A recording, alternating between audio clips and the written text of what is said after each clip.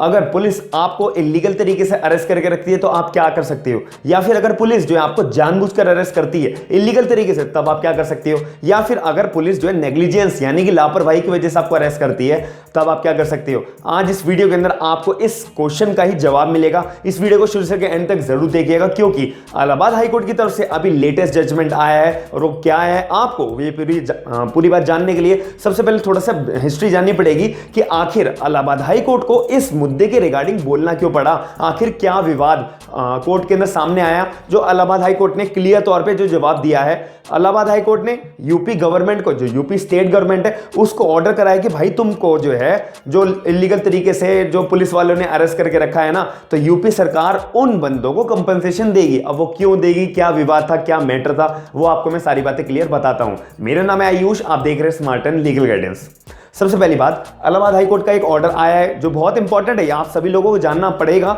और 100% आपको अपना ज्ञान बढ़ाना पड़ेगा, क्योंकि आप इंडिया में रहते हो और आपको ये बातों की नॉलेज जरूर आपके अंदर जाननी पड़ेगी, क्योंकि ये हम सभी लोगों को जाननी चाहिए और ये हम सभी लोगों के लिए बेनिफिशियल भी है। सबसे पहली बात आती है कि इलीगल अरेस्ट की बात मैं आपके लिए वीडियो के अंदर बात कर रहा हूं, तो इसके अंदर मेन मुद्दे की बात आती है कि 8 अक्टूबर 2020 के अंदर, यानी कि 8 अक्टूबर 2020 को पुलिस ऑफिसर ने कुछ लोगों को अरेस्ट करा था। अब वो अरेस्ट किस लिए करा था, क्योंकि पुलिस को ना एक सिर्फ डाउट था, पुलिस ने जो है सिर्फ एक डाउट के वजह से जो है कुछ लोगों को अरेस्ट कर लिया कि भाई ये लोग जो है ना शांति भंग कर रहे हैं। अब पुलिस के पास कोई वैलिड प्रूफ नहीं था, कुछ वैलिड इंफॉर्मेशन नहीं थी, या फिर कोई वैलिड कंप्लेंट नहीं थी, तब भी पुलिस ने जो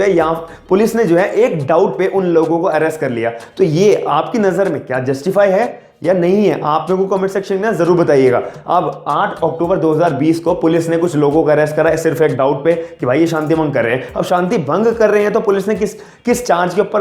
अरेस्ट करा होगा, क्या चार्ज लगाकर उन बंदे को अरेस्ट करा होगा। सेक्शन 151 सीआरपीसी का, यानी कि सेक्शन 151 सीआरपीसी का एक ऑप्शन होता है, यानी कि एक प्रोविजन होता है जिसमें पुलिस के पास पूरी पावर आ जाती है कि भाई वो किसी भी बंदे को उठा लेगी, ना तो कोई वारंट की जरूरत, ना तो किसी के ऊपर ऑफिशियल्स के ऑर्डर की जरूरत कि भाई इसको अरेस्ट करना, किसी की भी जरूरत नहीं होती है। पुलिस सेक्शन 151 सीआरपीसी का चार्ज लगाएगी और आपको बिना किसी भी वारंट के आपको अरेस्ट करके पुलिस स्टेशन में ले जाएगी। ये पूरी पुलिस के पास पावर आ जाती है, तो इस वजह से जो है पुलिस ने अरेस्ट कर लिया उन लोगों को। और अब मैटर क्या था, आपस में विवाद क्या चल रहा था कि पुलिस ने डाउट अराइज हुआ। ये बात भी तो एक जानने वाली है कि भाई पुलिस को डाउट ही क्यों हुआ, तो ये बात भी हमारे को समझनी पड़ेगी। सबसे पहली बात, जो आपस में लोगों को अरेस्ट करा ना, तो उन लोगों आपस में लड़ाई चल रही थी। लड़ाई भी कौन सी वाली, पुश्तैनी जमीन के ऊपर, या जिसको हम इंग्लिश में बोलते हैं एंसेस्टर लैंड, पुश्तैनी जमीन के ऊपर आपस में लोगों की लड़ाई चल रही थी कि भाई ये मेरी जमीन है, या ये मेरी जमीन है, या फिर ये मेरा इतना हिस्सा है, या फिर मेरा इतना हिस्सा है, एक्सेट्रा कोई भी इनका विवाद चल रहा था।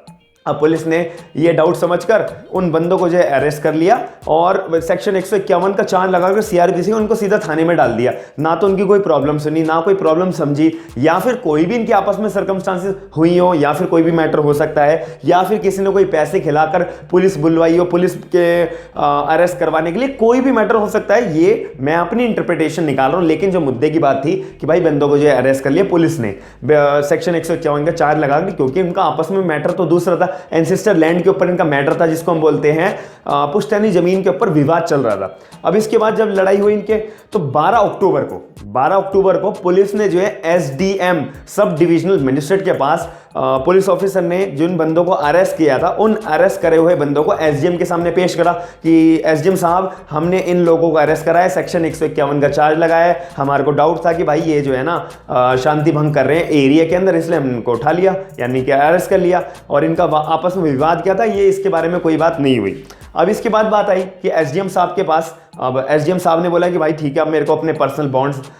सबमिट कराओ, और साथ ही में जितने भी तुम्हारे विवाद के, जो तुम्हारा आपस में एंसेस्टर लैंड, जो पुश्तैनी जमीन के ऊपर जो तुम्हारा विवाद चल रहा था, उसके भी तुम मेरे को पास डॉक्यूमेंट सबमिट कराओ। अब जिन बंदों को अरेस्ट करा था उन्होंने प्रॉपर तरीके से 12 अक्टूबर 2020 को सारे के सारे डॉक्यूमेंट्स एसडीएम के पास सबमिट करा दिए, पर्सनल बॉन्ड्स भी सबमिट करा दिए, पेपर वर्क जो इनका विवाद का था, लैंड्स का था, दोनों पार्टीज ने अपने अपने सारे के सारे एसडीएम को अपने डॉक्यूमेंट सबमिट करा दिए। तो लीगली तौर पे एसडीएम को उसी टाइम उन सारे के सारे बंदों को रिलीज कर देना चाहिए था, छोड़ देना चाहिए था, लेकिन एसडीएम साहब ने क्या करा, उन बंदों को रिलीज ना कर उन बंदों को छोड़ा नहीं बल्कि जेल में ही रहने दिया और एक ऑप्शन लगा दिया कि भाई अब तुम जो है ना,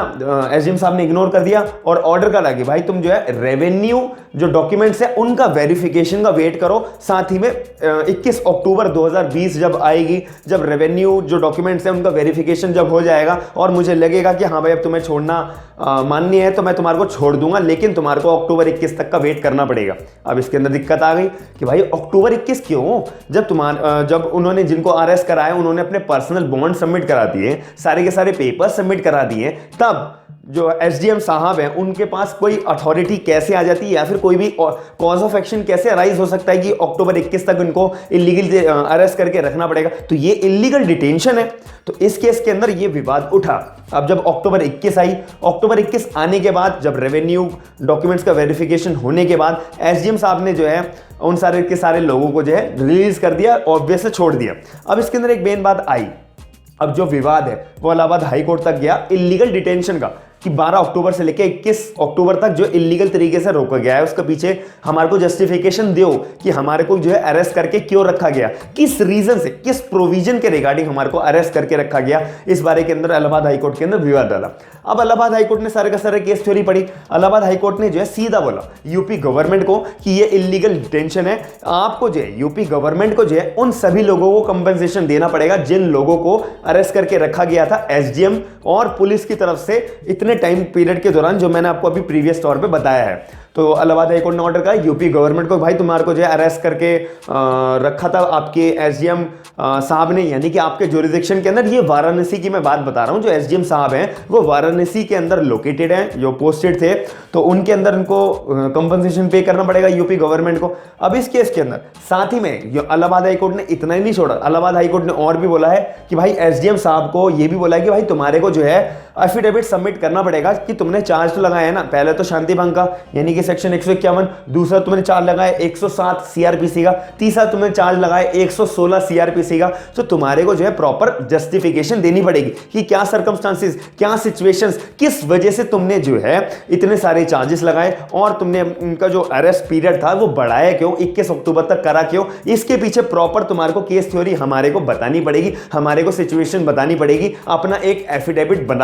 जमा कराकर अगली हियरिंग पे, अगली हियरिंग मतलब जो 3 मार्च को हियरिंग होगी। तो ये सारी के सारे इलाहाबाद हाईकोर्ट की तरफ से ऑर्डर पास करा गया था। तो मुद्दे की मेन बात हमारे को समझने की है कि भाई अगर आपको जो इलीगल तरीके से अरेस्ट किया जाता है, इलीगल तरीके से पुलिस की तरफ से डिटेन करा जाता है, इलीगल तरीके से या फिर नेग्लिजेंस तौर पे लापरवाही से आपको अरेस्ट करके रखा जाता है, तो आपके ऊपर एक फायदा होता है, आपके ऊपर एक राइट होता है, आपके पास एक मौका होता है कि आप जो है हाईकोर्ट जाइए, रिट फाइल करिए और हाईकोर्ट के सामने प्रूव करिए कि भाई मुझे जो है इलीगल तरीके से डिटेन करके रखा हुआ है, बल्कि मैंने तो प्रॉपर जस्टिफिकेशन पुलिस वालों को दिया था, प्रॉपर मटेरियल, प्रॉपर डॉक्यूमेंट्स मैंने सबमिट भी करा दिए थे, प्रॉपर बॉन्ड्स मैंने पुलिस के पास सबमिट करा दिए थे, तब भी पुलिस ऑफिसर ने जो है मुझे नहीं छोड़ा और मुझे इलीगल तरीके से अरेस्ट करके रखा। अगर हाईकोर्ट को आपकी बात प्रॉपर समझ में आती है तो हाईकोर्ट जो सीधा आपकी स्टेट गवर्नमेंट को ऑर्डर करेंगे कि इनको रिलीज कर दिया जाए और साथ ही में इन सभी लोगों को जो है कंपनसेशन दिया जाए। तो ये मेरे को आपको मुद्दे की बात समझाने की थी। तो मैं उम्मीद करता हूं कि आपको जो मैंने एक इलाहाबाद हाईकोर्ट का ऑर्डर